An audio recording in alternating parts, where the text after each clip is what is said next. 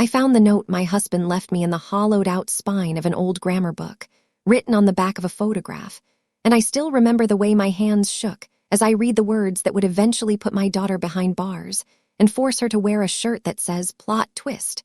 I stole from Mom, while she stuffs marketing envelopes for the press she tried to steal.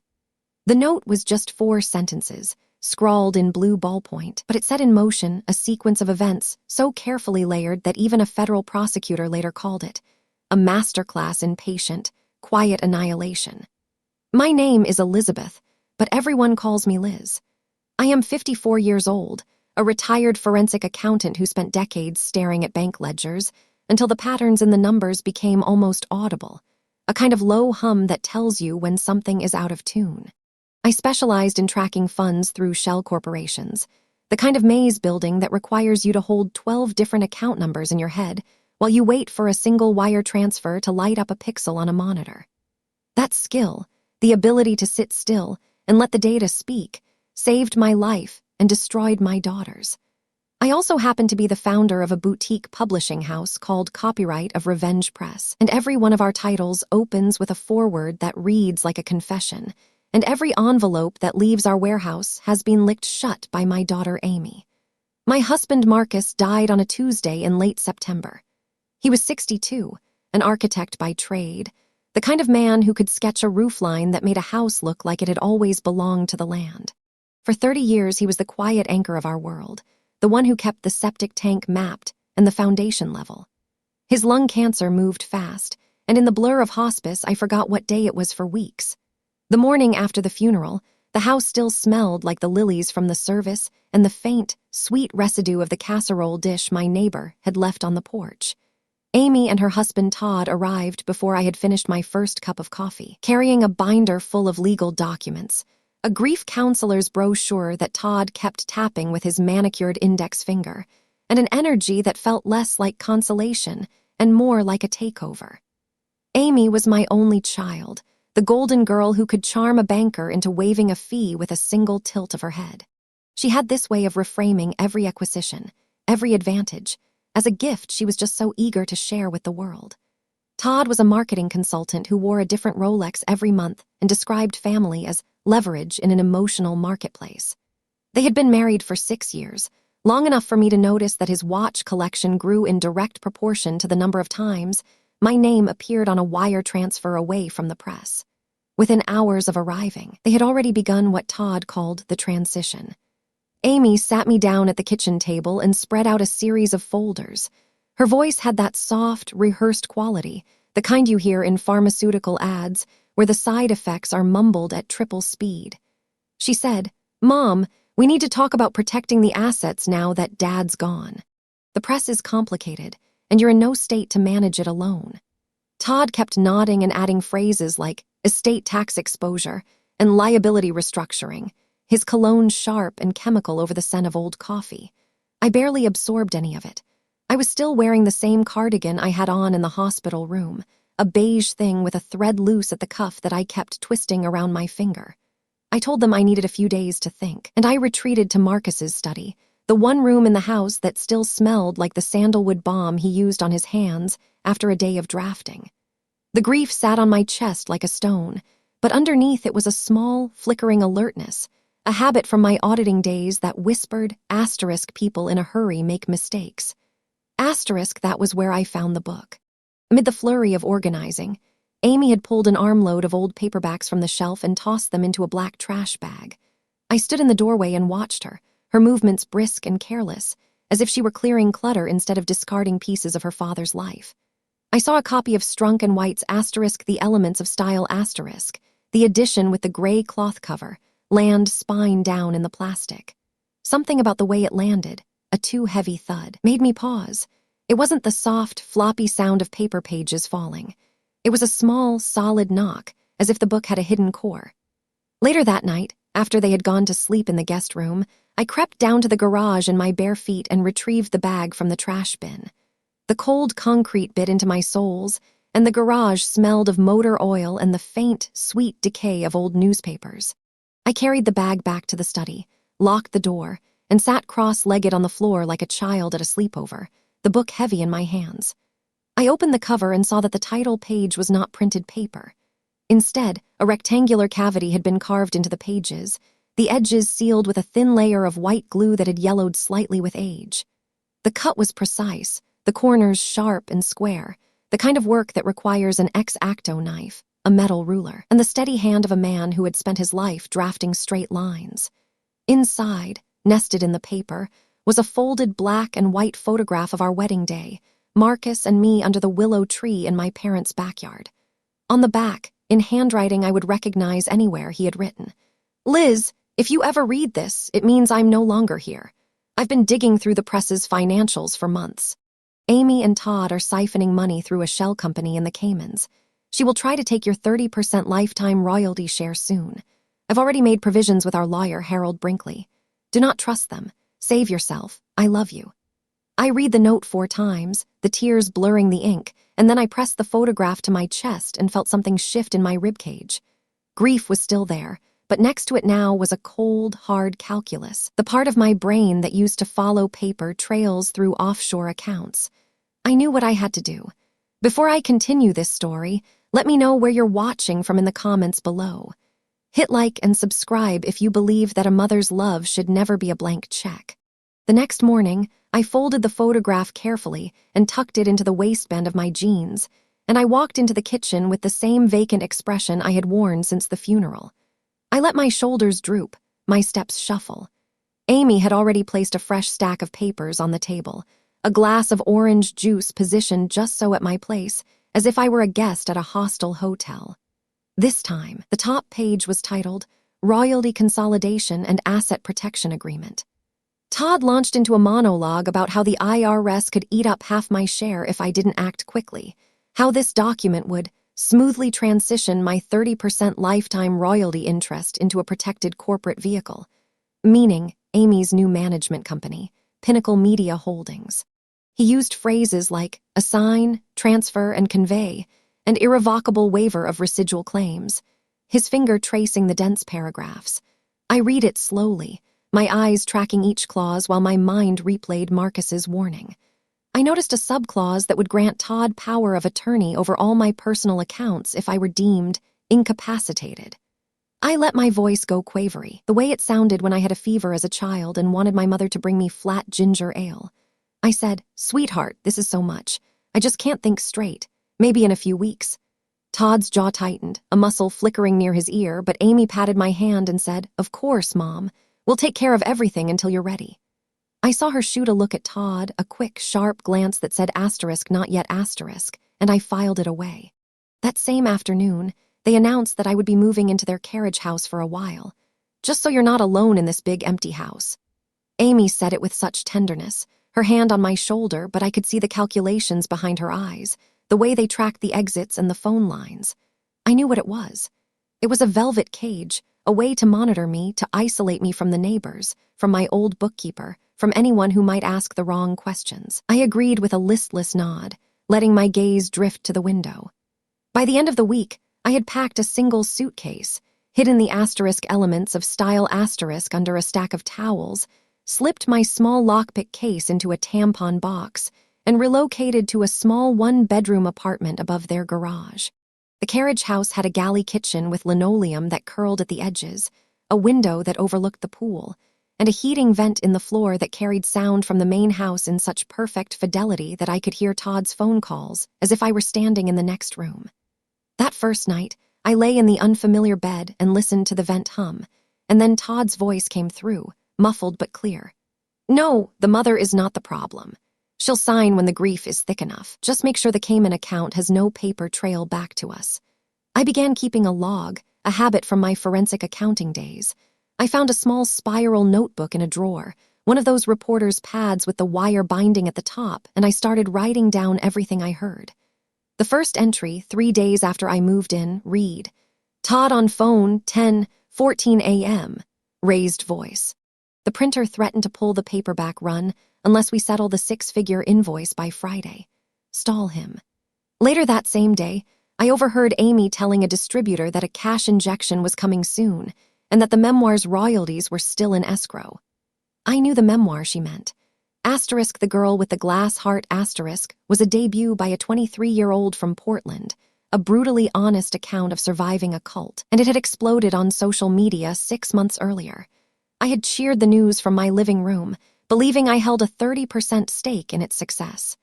Now, through the heating vent, I heard Amy refer to the book as the Golden Goose, and Todd muttered something about rerouting the advances before the quarter closes.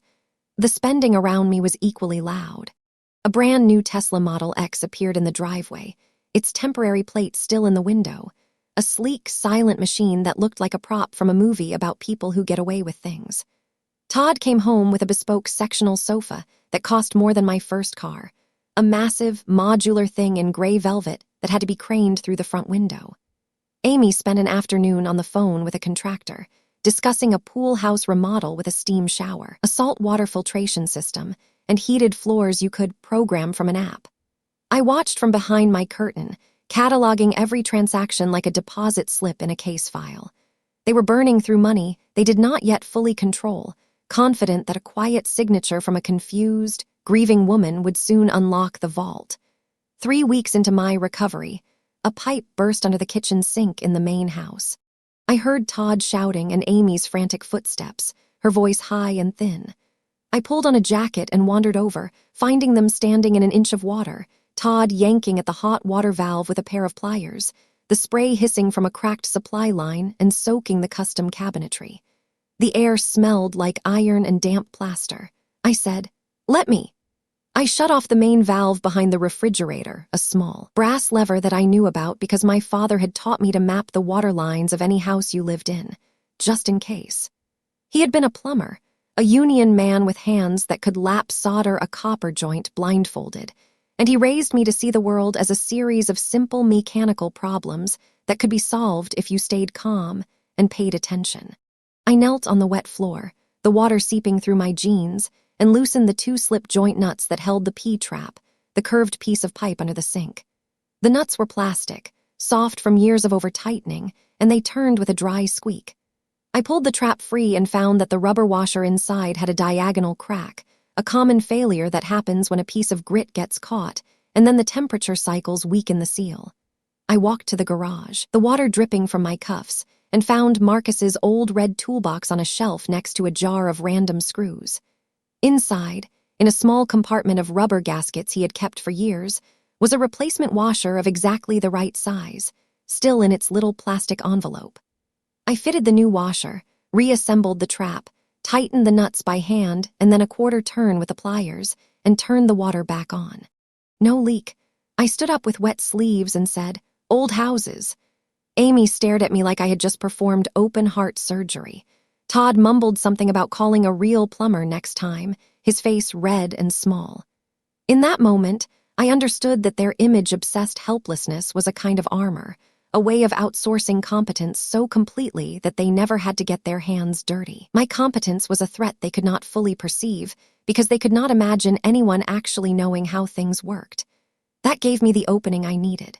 2 nights later, while they were at a restaurant with a notorious wine list and a month-long wait for reservations, I slipped into the main house through the garage door I had left unlatched. I moved through the darkened rooms, the only light the blue glow from a pool control panel. Their home office was off the back hallway, a room I had scouted during a previous visit when I excused myself to use the bathroom. It had a solid core door and a standard interior doorknob lock, the kind with a simple pin and tumbler mechanism that is more of a suggestion than a barrier. When I was a teenager, my father had taken a second job as a locksmith's apprentice, and he taught me to pick a lock the way other fathers taught their daughters to change a tire. Patiently, 1 step at a time, with the understanding that most security is an illusion built for honest people. I slid a thin tension wrench from the small leather case I had retrieved from my own house, a kit the size of a deck of cards that I had kept in my tampon box for 3 weeks. I inserted the wrench into the keyway and applied a gentle clockwise torque, just enough to bind the first pin. Then I used a short hook pick to lift each pin, feeling for the tiny, satisfying click as the driver pin cleared the shear line. The first pin set with a soft tick, then the second, a sound so faint you could mistake it for a house settling. By the time the 5th pin clicked, the cylinder rotated smoothly and the door swung open without a creak.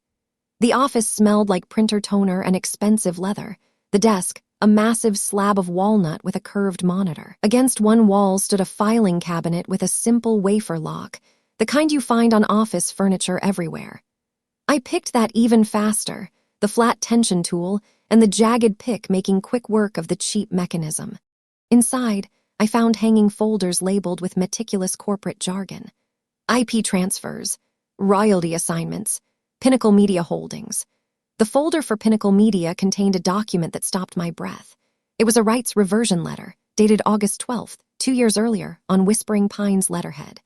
The letter stated that I, Elizabeth Manning, voluntarily and irrevocably relinquished all royalty rights to any and all titles published by the press, and that those rights were being transferred to Pinnacle Media Holdings, a Delaware LLC controlled by Amy and Todd Manning. My signature sat at the bottom, a digital reproduction that looked like it had been typed in a cursive font and then flattened into the PDF. I recognized the font immediately. Brush script, a typeface that mimics handwriting but has none of the irregular pressure, the tiny hesitations, the microscopic ink bursts of a real ballpoint pen. It was a forgery so clumsy that an 8th grader with a free online course in forensic document examination could have unmasked it. I held the page up to the light and saw that the toner had fused uniformly, no indentation from a pen nib, no ridge of ink. Behind that file, I found a deal memorandum from a major New York publishing house for the rights to asterisk the girl with the glass heart asterisk. The memo detailed a $1 million advance payment, wired in full to an account held by Pinnacle Media Holdings. The wire confirmation was clipped to the back, showing a transfer from a publisher's account to a numbered account at an intermediary bank, and then a second transfer to Pinnacle. They had layered the transaction, a classic technique to obscure the source, and I felt my old auditor's pulse quicken. Attached to the memo was a photocopy of a check stub made out to me for $5,000, with a memo line that read in Amy's handwriting, "Royalty settlement, thank you for everything." The check had been cashed at a branch I never used, my signature forged there as well, but this time on a physical check. I could imagine Amy sitting at her desk, practicing my loops, her tongue between her teeth. My daughter had sold a 7-figure asset out from under me, forged my name on the release, and sent me a $5,000 check as if she were tipping a waitress. I photographed every page with a high-resolution camera app that recorded the shutter speed and GPS coordinates, then carefully returned the documents to their folders, aligning the tabs exactly as I had found them. On my way out, I noticed a shredder bin in the corner, overflowing with strips of paper. I knelt and began matching torn edges, a skill I had learned during a fraud investigation case 15 years ago, reconstructing shredded contracts in a corporate espionage trial. The strips were cross-cut, but the shredder was cheap, and the pieces were large enough to reassemble if you had patience and good light. After 20 minutes, I had reconstructed a wire transfer confirmation for $90,000 sent from Pinnacle's operating account to a numbered account at Cayman National Bank. The confirmation footer included a reference code prefixed with Amy Todd Disp, a sloppy administrative note that linked the transfer directly to them. I took photos of that too, then slipped back to the carriage house before their headlights swept the driveway, my heart beating in that steady, methodical rhythm that comes when you know you are building a case that cannot be broken. The next morning, I drove to my own house under the pretense of retrieving winter clothes. The house was still unsold, still full of the ghost smell of Marcus, the sandalwood balm, and the faint, crisp trace of blueprint paper. I walked to the guest bathroom, pried the loose ceramic tile from the wall behind the toilet, the one that wobbled whenever you sat down, and retrieved the small brass key to safe deposit box 227 at First Federal Bank. That box had been my quiet contingency for 3 decades, a place where I kept the original founding agreement of Whispering Pines Press, along with a notarized copy of my marriage certificate and a thumb drive of scanned tax returns. I drove to the bank, a brick building with a drive-through and a clock that still ticked with actual hands, and sat in the privacy booth, the metal door clicking shut behind me. The box was cold when I lifted the lid, and the documents inside had the faint scent of old paper and the cedar lining of the vault. I pulled out the 8-page contract, the paper slightly crisp at the edges. Page 7, Clause 7. 2. Read in crisp 12-point type. Elizabeth Manning retains a 30% lifetime royalty share on all net receipts from any and all titles published by Whispering Pines Press. This share to be irrevocable, except by mutual written consent of all parties with notarized signatures. My genuine signature sat at the bottom in blue ballpoint ink, little loop on the E, slightly smeared from where Marcus had once kissed the page before I could blow it dry. I scanned the document at the bank's business center, saved the file to a new encrypted thumb drive, and began constructing the metadata chain. I found Dr. Philip Renner through a referral from an old colleague in the Forensic Accounting Network, a woman I used to share case files with in a cramped office during a bank fraud investigation in the early 2000s. He was a document examiner in Seattle, a man with a PhD in digital forensics, and a reputation for testimony so clear and rigorous that defense attorneys often advised their clients to plead out the moment his report landed. I sent him the forged rights reversion letter and my original contract as PDF attachments, using a secure file transfer portal with two-factor authentication. Within 48 hours, he called me back, his voice calm and enthusiastic, like a scientist describing a beautiful specimen. The forged letter had been created as a Microsoft Word document, then exported to PDF. The PDF's metadata listed the creation date as August 12th at 2:14 p.m. That date, he explained, is burned into the file's structure and cannot be retroactively altered without leaving a trail of timestamp inconsistencies that would light up any audit log. I had already pulled my medical records from that year, driving to St. Joseph's Medical Center and sitting in the records office while a clerk printed out the discharge summary. The summary showed that on August 12th at exactly 2:14 p.m., I was in the recovery room, still emerging from general anesthesia after a total hysterectomy. I was intubated, unconscious, my vitals monitored by an anesthesiologist named Dr. Paul Latimer, who later signed an affidavit confirming that I was not capable of holding a pen, much less signing a legal document. The original contract, in contrast, had a creation date that matched the date of our signing ceremony 8 years earlier, and my scanned signature on that page contained pressure variance consistent with a ballpoint pen on paper, not a vector font. Dr. Renner zoomed in on the forged signature during a video call, sharing his screen, and pointed out the lack of stroke modulation, the uniform thickness of a digital script typeface called brush script, and the absolute absence of the tiny hitch at the end of my G that I had always made since my third-grade teacher corrected my cursive. He overlaid the traces of my real signature in red and the forged one in blue, and the differences were as stark as a photograph next to a cartoon. It was a counterfeit so flimsy that it would unravel in any courtroom, and Renner's report, 17 pages of dense analysis with spectral imaging, would become the centerpiece of the prosecution's case. All of this evidence, however, rested on a foundation that Marcus had quietly built years before. Tucked inside the original agreement, folded into the back like a forgotten codicil, was an amendment drafted by his corporate attorney Harold Brinkley at his insistence, and executed 6 months before Marcus's diagnosis.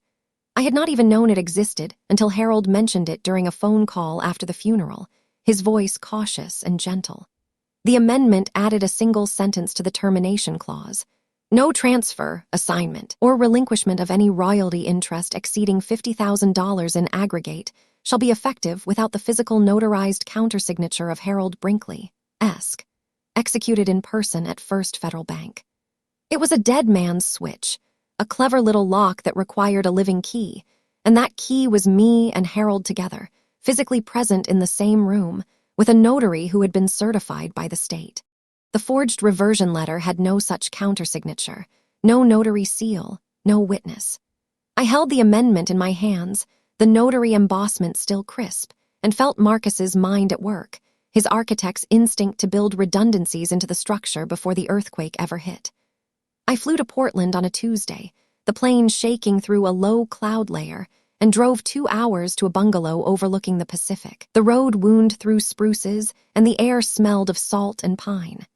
Harold looked older, his hair now white and his hands a little shakier, but his eyes were the same sharp flint. He sat me down in a living room full of nautical maps and served me tea in a mug that said, "I'm retired, not expired." He listened to my story without interrupting, his fingers steepled, And then he opened his own safe, a floor model bolted to the concrete, and retrieved the executed original of the amendment. "Your Marcus was a suspicious man," he said, "and he loved you with a kind of ferocity that required paper trails. He came to me 3 years ago and said, 'I don't trust anyone with Liz's future, not even my own kid.'" Harold placed a call to a former colleague in the U.S. Attorney's Office, and within a week I was sitting across a metal table from Special Agent Sarah DeMarco of the FBI's Financial Crimes Task Force. She was a woman in her 40s with a quiet intensity, a sleeve of faint freckles, and a habit of tapping a pen against her notepad in a rhythm that matched my own heartbeat.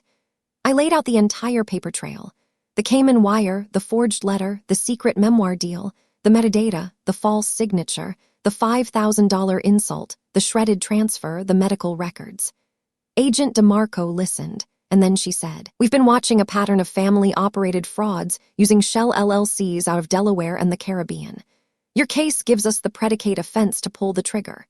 She asked if I would be willing to wear a recording device during a voluntary conversation with Amy and Todd, a small lavalier mic that could be sewn into the lining of my cardigan. I said yes without hesitating, my voice so calm it surprised even me. Before that happened, I needed to confirm something for myself, whether there was any molecule left in my daughter's heart that I could still recognize. I decided to stage a medical event, a test of basic humanity.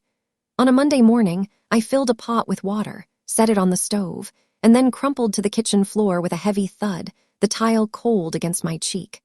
I clutched my chest and let out a low, ragged groan, the sound I remembered my own mother making during her first heart attack. I kept my eyes slitted open, the lashes blurring the scene. Within 30 seconds, Amy walked in from the patio, holding her phone to her ear, her sandals slapping against the floor. She saw me on the tile, my face contorted, and she did not pause. She did not call my name. She stepped over my leg, her foot brushing my calf to reach the counter, and she grabbed the royalty consolidation agreement that I had left there the night before. Todd followed her in, and she turned to him, her voice flat, almost bored, while I lay there listening. "She's finally breaking down," she said. "We can push the signature through while she's foggy and finally get that bridge loan covered. The Cayman payment is due next week, and I'm not losing the Tesla because Mom can't handle her grief." They left me there, their footsteps receding toward the hallway. I lay still for 5 full minutes, my face pressed against cold porcelain, and I recorded the entire thing on a pocket camcorder I had rigged inside a tissue box on the counter, the little red light hidden behind a wad of Kleenex.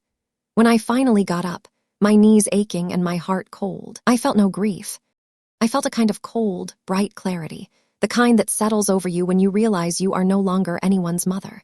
I played back the recording, Amy's voice saying *foggy*, and I knew that the next time she saw me, she would be looking at a woman who had already buried her. 2 days later, Amy announced that we would be visiting First Federal Bank to finalize the paperwork.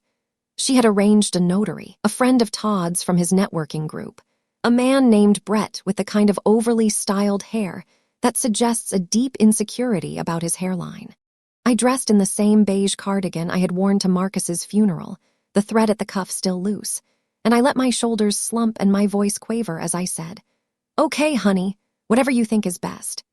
In the car, a leased Mercedes with seats that heated and cooled simultaneously, Todd talked on speakerphone about a vacation rental in Cabo, describing the infinity pool and the private chef, while Amy texted furiously, probably to the contractor about the steam shower. I kept my handbag on my lap.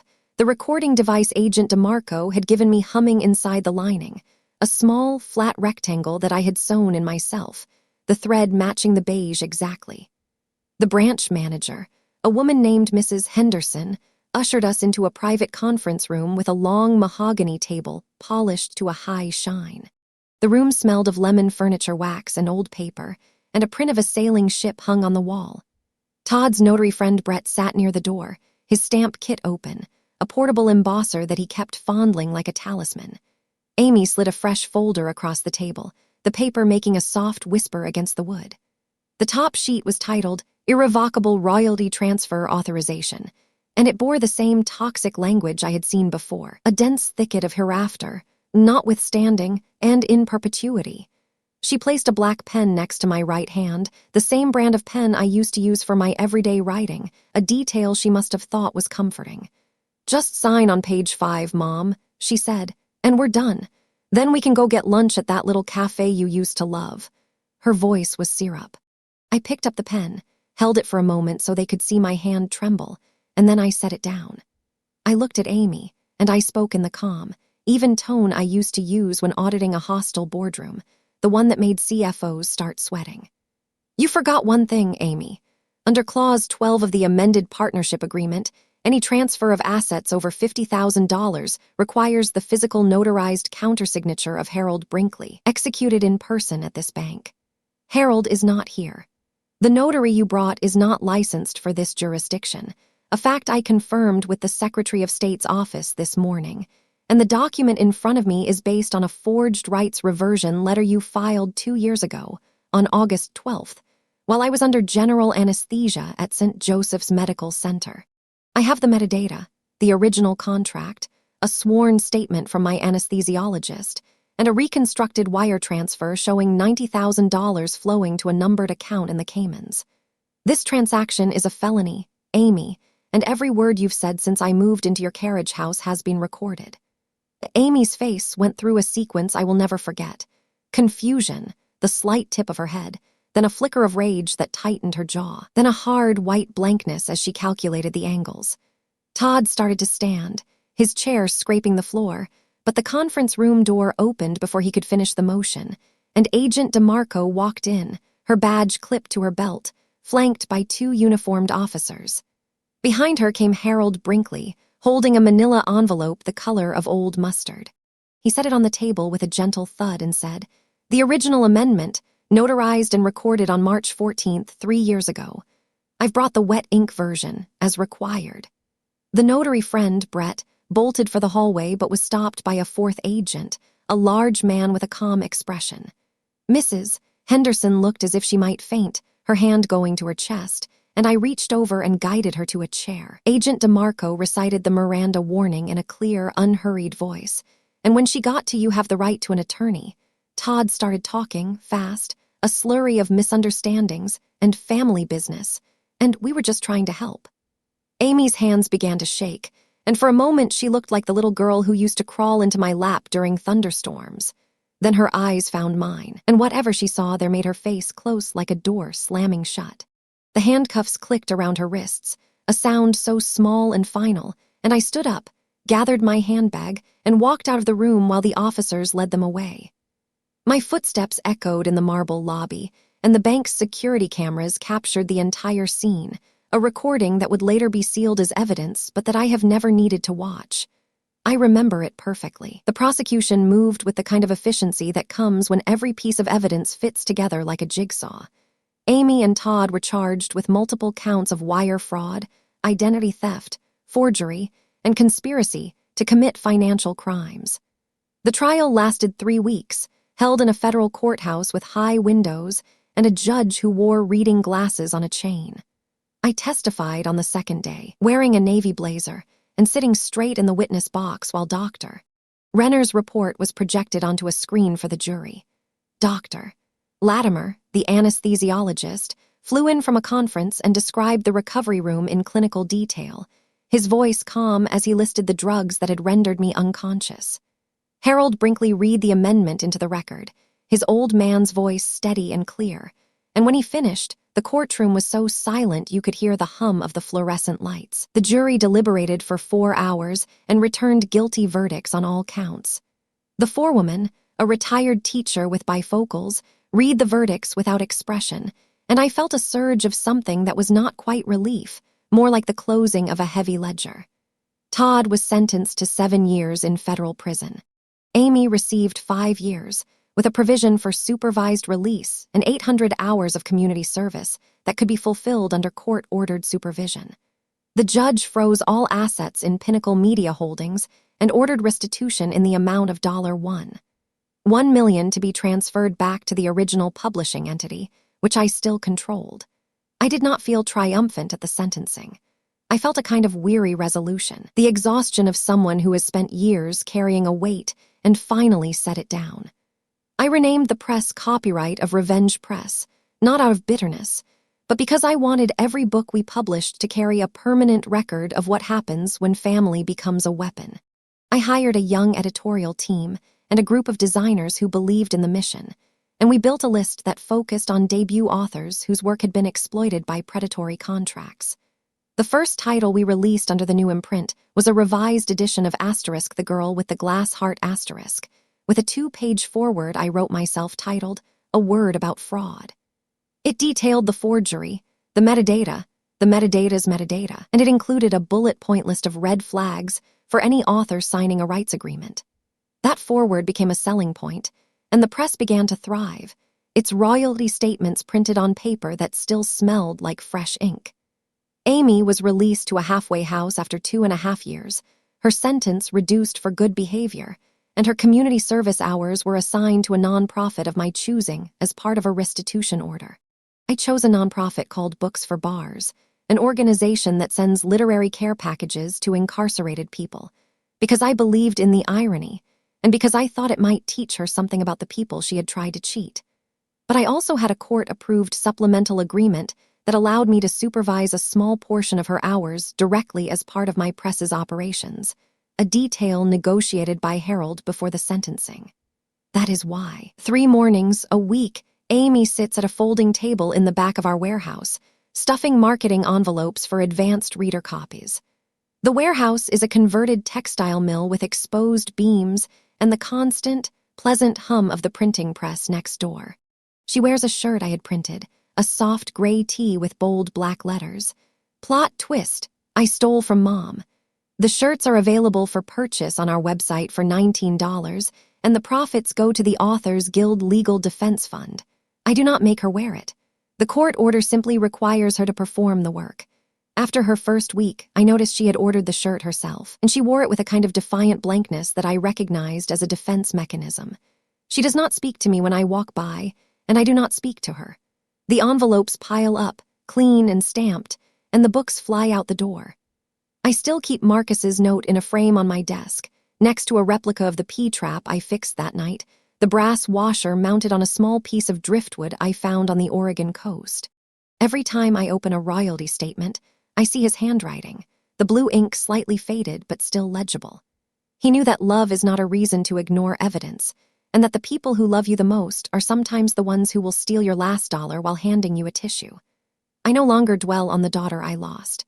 I am too busy reading contracts, foreword after foreword, and making sure that the quiet vindication of truth has a very long shelf life. Have you ever discovered a dark secret about someone you trusted completely? How did you handle it? If stories about meticulous, methodical justice resonate with you, hit the like button, subscribe to the channel, and turn on notifications. We believe around here that the best revenge is a paper trail. I'll see you in the next one.